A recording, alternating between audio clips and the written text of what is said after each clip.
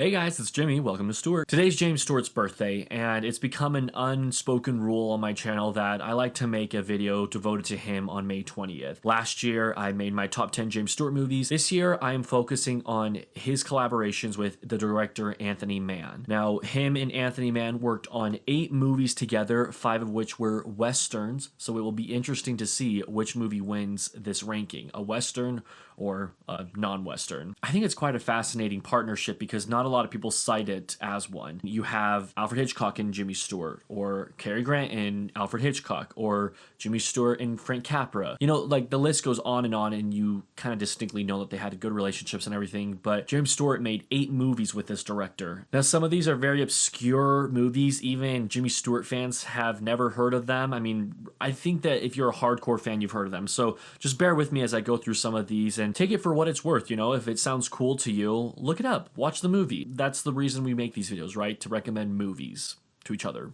Yeah. Okay, so coming in at number 8, I have Strategic Air Command. Something that I hate is being part of the crowd on an opinion. And so when I knew that this movie was the lowest rated of Anthony Mann and Jimmy Stewart's collaborations just based off the universal ratings on Letterboxd and IMDb, I went into it optimistic. I went into it not wanting it to be my least favorite. But it really is the worst of all of their team-ups. It does have some good elements to it. The biggest thing I appreciated is that James Stewart served in the Air Force in World War II, and this movie is all about him. He is a professional baseball player, and he's actually recalled into the Air Force, and at first he's very, stubborn, doesn't want to do it because he's already done his service for his country, but he begins to like it again. And that was the best part about the movie, just seeing him in uniform and knowing that he served in real life made it really special. But the problem with the movie is that it's just very boring. I would check the runtime, 20 minutes would pass, and then I'd check the runtime again and realize, oh wait, it's only been 4 minutes. Plus, June Allison annoys me so much. Just flat out, she annoys me. Her voice annoys me. There's a scene in this movie where she's like crying and her voice cracks so much, and it's just so irritating to me. Made me want to jump out of a plane.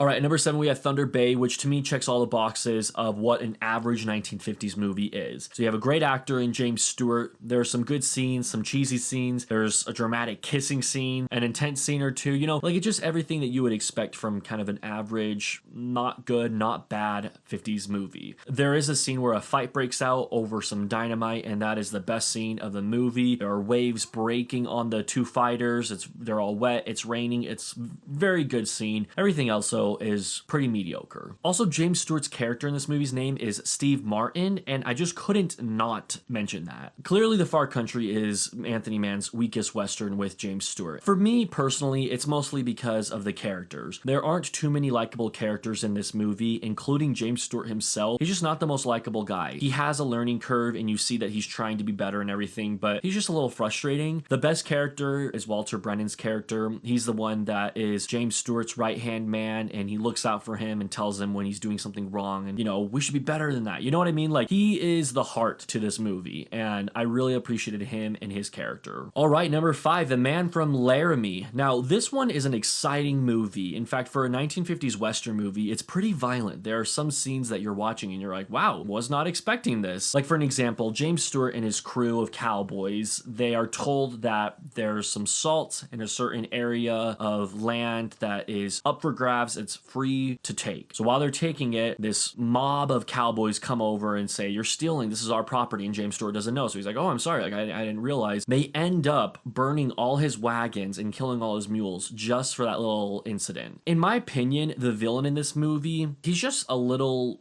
too much. Like, he's so illogically villainous, it doesn't really make too much sense. There is also a pretty traumatic scene involving James Stewart and his hand. Won't say anything else about that, but James Stewart did a very good job at acting that scene out. My favorite shot of the whole movie, though, was definitely when James Stewart, after the fact of his wagon being burned and his mules being shot, he reunites with the people who did it, and he just walks out of this hotel, and it's this long shot where the camera is moving back while James Stewart is moving forward, and it looks so cool. Like, he just has a purpose and he's gonna get to the bottom of it. He's gonna get his revenge, and it just made me smile. Number 4 is Winchester 73, or as I like to call it, the Sisterhood of the Traveling Winchester Rifle. Because that's really what this movie is, right? Like James Stewart, he's in a competition to win this Winchester rifle. He wins it, but then it's wrongfully stolen from him because everyone's so jealous of it. And you just see that rifle be passed along from one party to the next throughout the whole movie. It's very fascinating to see what hands the rifle lands in next. It's fun to watch James Stewart go on this journey to try to reclaim his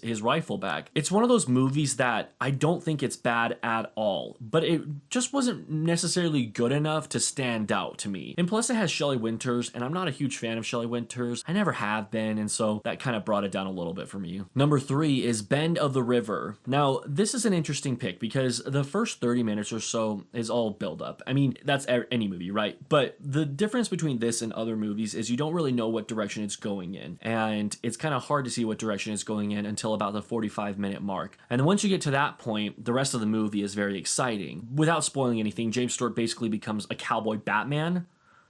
You follow me? I just really like the setup in this movie. The conclusion was very satisfying as well. I will say there's one scene that made me laugh out loud where James Stewart and 2 other guys, they're on a ferry boat, they're looking off in the distance, they're like, wow, how beautiful is that? And then it cuts to what they're looking at, and it's 100% just a stock footage reel of like 5 waterfalls, and it's so clearly misplaced, doesn't match the movie at all. Also, side note, the poster for this movie is hilarious. There's literally a woman on the poster with just an arrow sticking out of her chest. All right, coming in at number 2, The Glenn Miller Story. This is just a pleasant movie. It's an underrated hidden gem. Now, it's interesting because it's so highly ranked on this list, yet it also has June Allison, just like Strategic Air Command has. Can't really explain that. Her voice still annoys me in this movie, but there's just a lot of heart to this movie. I was very engaged with watching Glenn Miller and him start out as a musician, trying to find jobs, trying to make money, and eventually him becoming big, and everyone knows the song In the Mood. If you don't, just look it up. You will recognize it, I promise. Speaking of In the Mood, the scene in which they actually play In the Mood was probably my favorite scene of the movie. I liked how they performed it. I liked how it wasn't just a song played all the way through. It was interrupted a little bit by some air raids, and it was kind of eerie as they were playing it, and I thought that was really neat. It's also a pretty emotional movie, which I wasn't expecting. I didn't know the true story of Glenn Miller going into it. I mean, I knew that it was based off of his life, of course, but I didn't know anything about his life going into it. So it went in directions that I wasn't expecting, and it gets pretty emotional, which I always appreciate when a movie can touch me like that. And my number 1 is The Naked Spur. The Naked Spur is just a really exciting movie. It's filled with dishonest characters who are all focused on the same motive of turning in a wanted man so that they can claim the prize money. Now, the interesting thing about Naked Spur is when I saw it, I wasn't only going into it to see James Stewart. I was also going into it for Janet Leigh. At the time, I was reading an autobiography about her and the filming of Psycho, but she also mentioned other movies that she had been involved in before Psycho, so she mentioned The Naked Spur. And so it got me interested. I watched the movie, and both her and James Stewart do a great job in the movie. Really cool to see them work together. I didn't know that they worked together until this movie, so it was awesome seeing that team up. But the thing about The Naked Spur is I think James Stewart, he gives his best performance in all of his team-ups with Anthony Mann. There are several scenes where, you know, he has to cry or he has to act scared, and he's very good at portraying that. In fact, there's even one sequence where he wakes up screaming in his sleep, and it was just so believable. I thought he did a great job in this movie, and it went in a good direction too. I was very satisfied with what took place in the movie, how it ended, and you can't help but just kind of smile by the end of the movie. Say, this movie's pretty darn good. So there's my ranking. Fun little fact, I have not yet decided what my number 2 and number 1 is, and so in the editing process, I purposely worded the way I speak about number 2 and number 1, where I can edit either Glenn Miller Story or The Naked Spur into either of those spots. That just shows you how close the two are together. Both really good movies. Now, if I were to recommend movies from this list for you to watch, I would watch the top 6. It's really only 7 and 8 that I wasn't a huge fan of, but from 6 on, I think they're all good or great movies. So have at it, Tiffany. All right, that's my ranking of James Stewart and Anthony Mann's team-ups. It was a great time watching these movies. I highly recommend you get more into them yourself. So my next video is going to be my 25 movie challenge ranking for the Western genre. I have a ton of Western stuff coming out right now. I swear I haven't turned into a Western channel, but it's just all the hype right now. Come on, can you blame me? That was really cringy. Thank you guys so much for watching. I hope you have a great day.